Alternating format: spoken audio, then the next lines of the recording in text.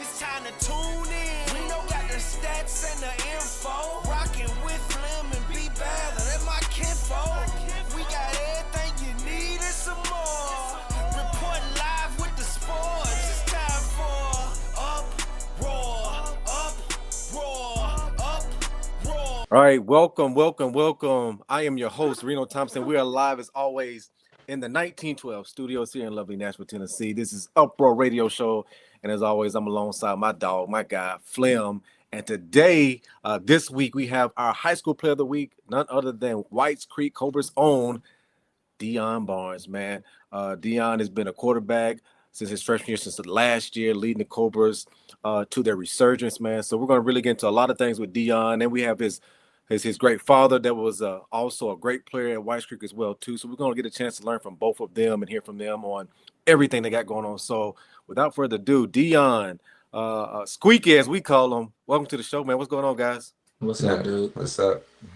Oh, yeah, man. Much appreciated, man. Like I said, you know, when we were having this conversation and we're always trying to find players to highlight, and Flem was talking about, you know, these guys from Whites Creek. So for the folks, you know, who know this show, you know me, I'm from Pearl Cone, man, and I don't got too much love for no folk, man.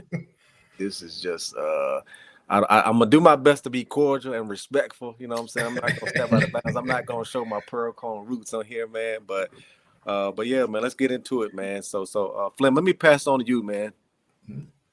Yeah, so you know, we've been starting this student and player of the week, high school player of the week, and immediately I thought of several folks that we've already had on the show.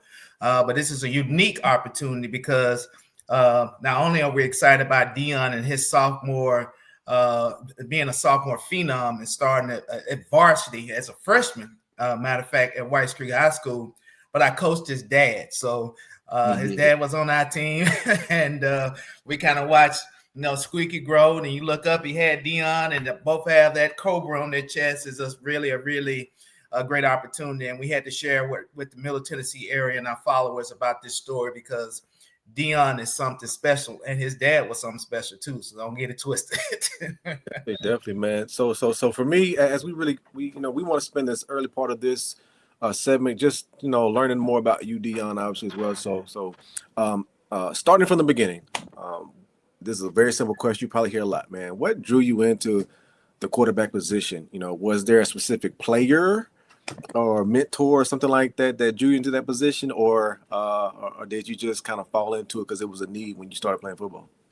So at 12 years old, my coach just put me there at quarterback. And then I threw a game-winning touchdown in a youth league championship game. And ever since then, my dad just thought I could be a quarterback, and I've been working at it. Good deal. And real quick, what youth league team did you play with? Bordeaux Eagles. Bordeaux Eagles. Shout out to the Bordeaux Eagles, man. Good deal, man. So I've always been wondering about that, you know, because I had a conversation with a kid, and, you know, ultimately it kind of sounded a little bit like yours, but a little different. But, you know, he came through because, you know, they were having a football team and they didn't have a quarterback. And they was like, well, you know, Michael can throw. So, you know, he kind of just stepped out there and he did the same thing, man. So it's always good. And from there, obviously, you fell in love with it. Follow-up question to you, you know, as a quarterback, people always understand that quarterback position, whether you want to be or not, you're the leader, right? There's no way around it. How would you say that you've grown, you know, into that leadership role? And then you got your father right there as well with you. You know, what philosophies have he brought to you as you prepare for you know, being quarterback, you know, so far?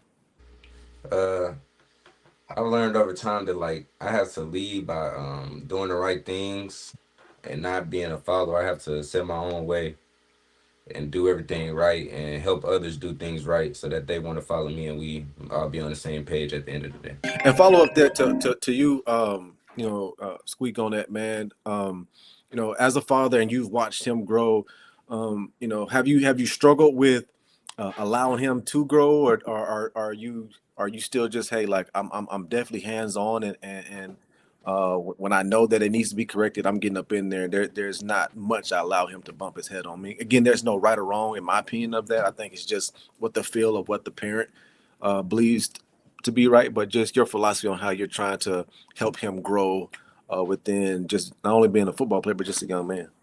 Right. So when it pertaining mostly football, I let the offensive coordinator and his quarterback coach and head coach deal with that. I don't really talk too much football with them because I stay in my lane. I coach there, but I'm a receiver coach.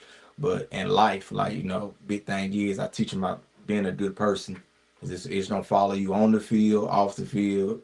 You know, we stay on, you know, manners and things like that. Pretty much the same way I was brought up, trying to do the same thing with him. So yes, sir, no, sir, thank you, please. And all of that, like just being a good person, and a lot of good things will come your way because I believe in, and some people believe in energy, reap what you sow, whatever is all the same. Yeah. Gotcha. Only you, man. Like I said, I'm not gonna hog this interview, man. Flip, I know you got some good questions in there. Oh yeah, so you know this upcoming season, you guys. So let's go back a little bit. I mean, you guys had success in middle school, if I can remember correctly, and then the whole team just went to White Creek, basically its own school, and you guys started as freshmen last year, right? Yes, sir. Okay. How many of you, because how many of that team is now a part of this team that's contributing? It's a lot. It's a lot of us, but many of us came from different schools. It's not just the All Rose Park. Okay. Got kids from Haynes, Kip, other schools, just all putting together. So, I asked that question specifically because we did the same thing when your dad was at White Creek. We did an overhaul. We started your dad as a freshman. We started the majority of them as sophomores. And we were just talking before we got on air, the growing pains. But you guys are way more advanced than what we were because we didn't win a game when we did it. So you guys... You guys being 6-2 and jumping out here as sophomores is really a tremendous accomplishment. Talk about just how you guys are doing it. I mean, you got a physical challenge because you're going to be younger, smaller. You're developing. What's been the key to success as a sophomore team winning football games here in Middle Tennessee?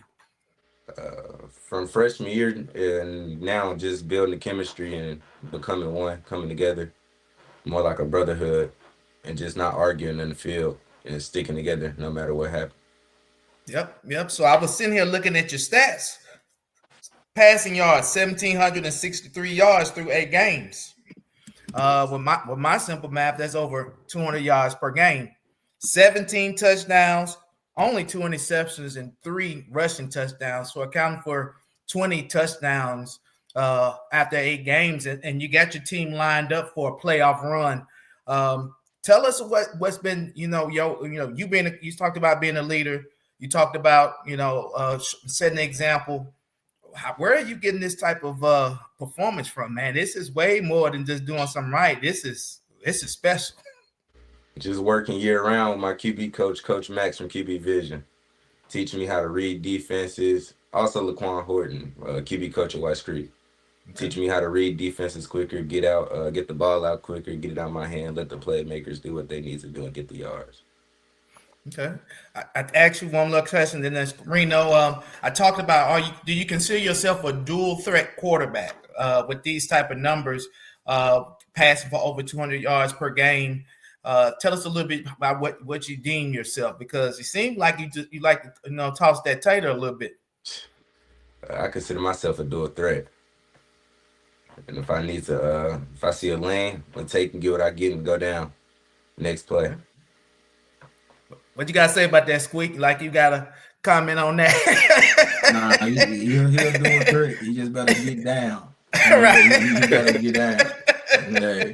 You're still a sophomore now, Dion. That's why I was talking about the physical comparisons. Yeah. As a 10th grader to a 12th grader, there's some size difference there. So yeah, be smart. Don't take the unnecessary lick. There you go, Reno. Real quick, I want to stay here before we go into the next part of the segment. But you talked about with QB Vision and your quarterback coaches on how you're doing a lot of work to understand defenses. And the one thing I give credit to, especially in now this new age of 7-on-7 football that has allowed, but we all know now, a good piece of football to be played year round for the reps. What would you say your pre-snap ability has done from freshman year to currently sophomore year? Are you, how well are you saying? How well would you say that you're, understanding what you're seeing pre-snap, so that way once the ball does snap, you have a good sense of what's going on? What improvements do you think you still need to have, and how good are you right now? The improvements that I need to have are just like reading the linebackers' eyes and seeing where they are.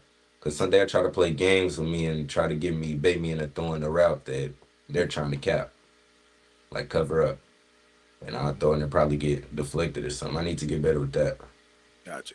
Good deal, man. Like I said, well, definitely stay on top of that, man. And man, but most of all, man, I'm just glad that you all as quarterbacks are allowed to get these reps in. Because again, man, during my era of high school from 2001 to 2004, it was like you only got a chance to practice like your true craft of your position a couple months before the season started, man. So man, I'm just glad you all get a chance to get that work and really develop, man. So shout out to you said QB Vision? Yes, sir. Shout out to QB Vision, man. Good stuff. Yeah, because what we reading? You know what I mean? He just heard a sophomore kid, 16 years old, talking about he reading something at the line of scrimmage. You know what I mean? That's how football has advanced. But when I played, everybody was running cover 3 or man to man, and you just ran the layered concepts, and you just had to beat your man individually. So Dion you're beating people before the play even starts, right? You already kind of know exactly where they're getting ready to go or where you think they might want you to go, and you already got a game plan. So that's pretty amazing. Yeah, definitely. Well, look, man, like I said, we're gonna keep this thing rolling over into. Now we're gonna dive into some of this high school, like your actual season, some stuff. We're gonna really dive into that, man. As quarterbacks, you all face a lot of adversity, especially in today's game, as we just discussed right there. So nice segue to that. Would you say you've had your welcome to high school moment where, whether it be in practice or in a game last year or a game this year, that you were like, okay, yeah, I need to get myself really mentally ready now? Like, have you felt like you've had that true high school moment where I got to get this figured out? Yes, sir. What was that scenario? Tell us about that scenario. Yeah, I'm sorry. Oh, my bad. First game, freshman year, holding the ball way too long, and I got hit very hard coming through the middle. And who was that team? Wooddale from Memphis. Okay. Yeah.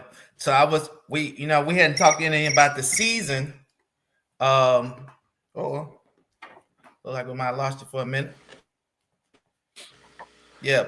So it looked like we were talking about the season. You guys started off 6-0, and we're part of the highlight of the season. Now we've had back-to-back losses. And, I was talking to your dad this morning, and I said, hey, what's going on? He said, hey, man, they dropped back 8. So, you know what I'm saying? This is, the maturation of a player where people are now starting to find different things. So was last night kind of eye-opening, like, okay, wait a minute now. You know what I mean? It's a lot of people in their secondary, they're dropping the block back, and then just made you hold the ball a little bit. And just tell us a little bit about that. It's been happening all season. Just last night and the game before that, we just couldn't execute our plays through the 8-man cover. Hey, Squeak, what we got when they started dropping 8? It's time for Jordan and Jalen. Right about that. Definitely time for Jordan and Jalen. Yes. So that's a play call, Dion, and to our followers is that Squeaky and that team with Jay Booker and Daddy Man. We with Jordan, when you tried to play too much zone and you fell back, we'll just start running Jordan and Jalen, and we'll make you come up out of that.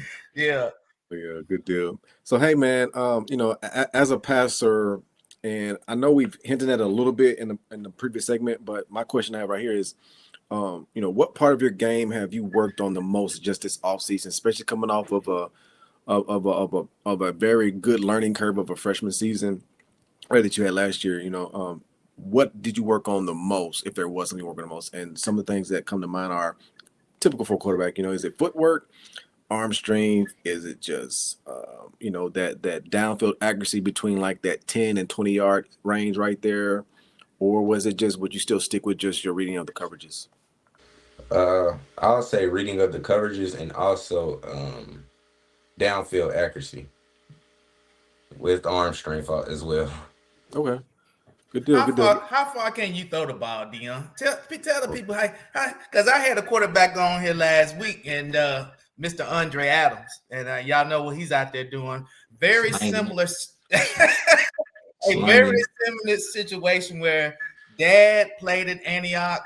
Now he's a quarterback at Antioch. Your dad played at Whites Creek. Of course, you're playing at Whites Creek. Andre told me he can throw the ball as far as he wants to. So, we got to ask for the viewers. Dion, how far can you throw it, man? Last time I threw the ball, as far as I can, I threw it 61 yards. Goodness gracious alive. We go. There we go. That's pretty awesome right there.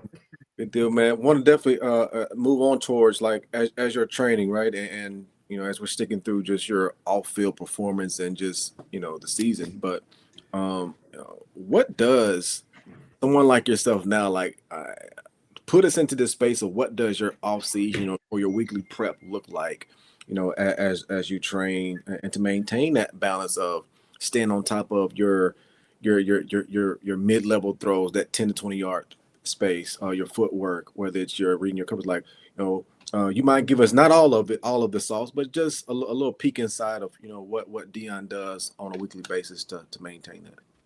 In season or out season? In season. Mm-hmm. So in season, after practice on at least a Wednesday or a Monday, stay after practice with some receivers and throw the ball, and also a consistent film, seeing what the defense doing, how they like to play certain players, and down the distance. You do.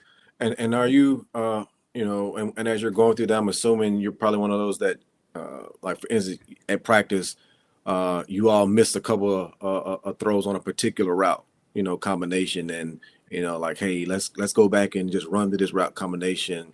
Let's hit it 5 times in a row, 10 times in a row, whatever that number is. So I'm imagining that's probably what that looks like.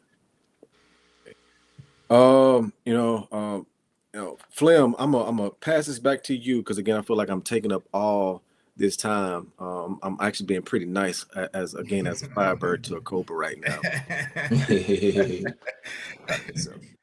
Yeah, so in wrapping up, man, it's amazing what you're doing, Dion. This story needs to be told. That's why we have these segments. That's why we wanted your father presence, even though he's had his time, and we know it's all about you. We got to have these optics and these storylines of solid people doing solid things. And your dad talked about, being a good person. Your dad was a great kid. I've known him since he was 14 years old. Okay, freshman. All right. So he's not capping with you. Okay, he's telling you the truth. His behavior is something you can model. You know what I mean? We haven't got a chance to talk about he's a great comedian. You know what I'm saying? Has traveled all across the country.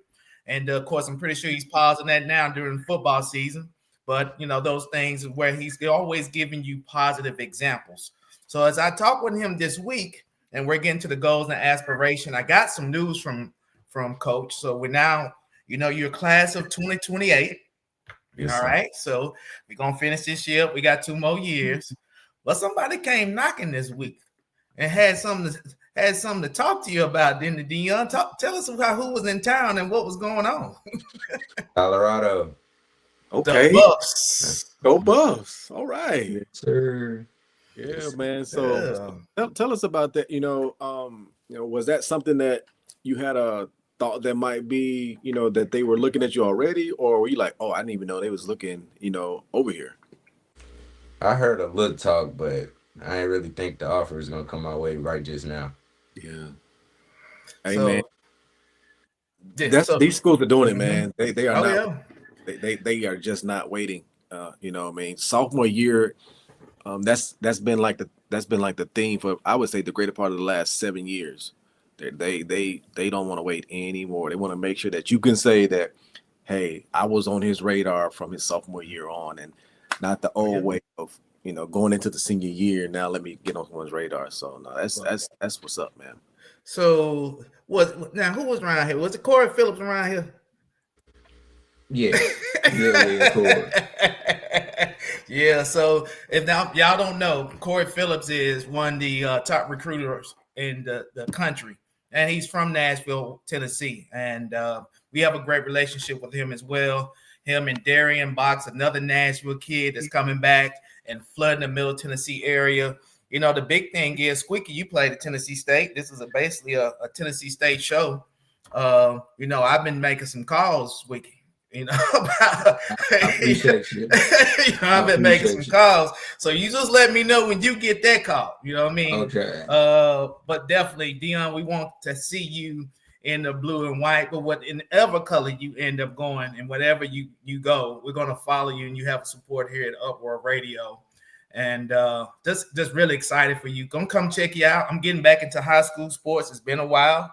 This show is giving me back life and want to get active and have these conversations. So kudos to you and whatever in all your accomplishments so far. Definitely. Hey, so on that recruiting line right there, when you're talking to coaches, beyond the NIL stuff, right? We'll get into that. But just, have you had a chance to really think about what you're looking for in a program? Everything that's around it. Like, have you had a chance to really deep dive on that just yet? Just a little bit. I'm really looking at the coaches and see how well they develop players, and after college, see how they do in the league. Yeah. And then a follow-up to that would be, what factors like the offensive system, do you consider? I mean, is it, do you prefer to be in like this style of an offense, or would you say at the end of the day, if I know that this position coach has a track record of production and development, then I feel like I'll thrive with that. Just curious, again, if you had a chance to think that deep on it. I would love to be in a spread offense in the next level, or air raid offense. Playing the field. You want to toss it. Now, I don't know if you've been paying attention, Dion, but this shotgun offense stuff is starting to get a little, dated. We see what's going on with Philly, and everybody's talking about because they're in shotgun all the time. You see the struggles of the Titans. Yes. People are saying that Wade needs to, Cam needs to get on the center a little bit. So, it looked like some traditional quarterbacking is going to come back, and so on the center is going to be something that's getting back, into the swing of things. So I encourage you to learn it all, boss, because when you get underneath the center and you have to go play action, you have to turn your back to the defense for a couple of seconds. That can be very frightening at first. Yeah, you're used to seeing everything in front of you from snap to, to you pass the ball. But, that talent, that Tom Brady, that, back turn around, ball is gone, already predetermined. It looked like it's something that people, I was just talking about Coach Harris in Tennessee State football, but he was like, hey, man, we can't get on the center right now because the quarterback's too short. So, hey, man, it's just all I'm saying, this thing what we love called football. It has a lot of different nuances. So, try to get crafty in all of them. Yeah, definitely, man. And I have one more question in this segment. But mine is just when you think about your legacy, and still early in it for a high schooler, but beyond the stats and wins, how you want to be remembered from your time within those halls and those grounds of White Creek High School. I want to be remembered as the quarterback that took White Creek to the state championship and won it. Oh yeah, man, I like that, man. Dude, shout out to Michael Hassel. He was a definite monster, man. He got him there. Like I said, unfortunately fell short, but man, to do that is a feat of itself, man. So in so many ways, I'm being honest. I'm definitely rooting for you. Made it to the semis. Hey, 2000, man, we made to the semis. I mean, we shouldn't have 2018, and almost brought a tear to mind just thinking about it. Yeah, we had a championship team over there in 2008, and it was nine. What was 9? 2008. Fall of 9. Yeah. Fall of 9. Okay. All right. Yeah. 2008, we made it to the playoffs though. Yeah. Yep. Good deal, man. Like I said, we're gonna keep this thing rolling as we move into, our finals. Thoughts on this show right here, man. Again, I'm gonna give you another thing to think about again. So I'm gonna give you some deep thoughts right here. So just do your best. But if you could go back again, I know you're just a sophomore this year, but just go back to your freshman self. What would it be? What piece of advice would you give your freshman self that you feel like would set up current Dion Barnes for a further success? What would that advice be? I would tell myself to just relax. Last year I was nervous and tense, just ready to, just nervous in the backfield. Didn't know what to do as a freshman. Yeah. All right. I like that. Clem, you got one? No, I just, your dad is a part-time pastor. So, a lot. So I know it's a lot of prayers for you being there in that backfield as a freshman. But no, this thing is pretty cut and dry to me. Dion, you're a superstar. Your dad was a superstar. So, we just want those things and that good energy that Squeaky talked about to continue to be prevalent in you and his life. And you got all the support from old coach in Uproar Radio. Yeah, man, definitely. And I do got one more that I want to make sure we get out there, because I want this to be said by you on this, Dion. But just shout out to, go ahead and just give us a shout out and just let us know who's all has been like very integral in the development of Dion up to this point, man. So I know you got your father right there, definitely starting with him, but just, if there are any other key individuals, and without not naming anyone that might felt slighted, again, he's not trying to slight anybody, but just thanks for putting that disclaimer out, because he's gonna forget somebody. So just make sure, that's why I did this, man. But just take a chance to just to thank those folks and just let us know, like, who's played that key role in your development. My mother. Okay. Brandon Powell, my offensive coordinator at White Creek. Mm-hmm. And my uncles. I appreciate it. Good deal, man. Well, look here, man. As always, I thoroughly appreciate this time. I thank you for coming on Uproar Radio Show, being our high school player of the week, man. Much success to you all in the Cobras. Go out there and do the thing. Make sure y'all represent not only for Cobras, but also for Metro Nashville, man. Like I said, we're definitely it's definitely a better league when the teams are competitive across the board and not just super one-sided by one program, man. So I'm glad to see you all back in the winning ways, man. So it really is, man. So I mean it wholeheartedly, man. Much success to you all, for real. It was hard for him to say that. So Reno is growing as a person too. He's growing. Hey, y'all can't see it, but I got on my pearl cone shorts right now. We're not gonna put those on camera, man. But no, that's all good, man. But like I said, with that being said, this is Uproar Radio Show, man. We heard it from himself, Mr. Dion Barnes, man, of Whites Creek High School, quarterback, returning that resurgence, putting those Cobras, back out there, bringing them back to promise, man. So as always, we'll see you next time on Uproar Radio.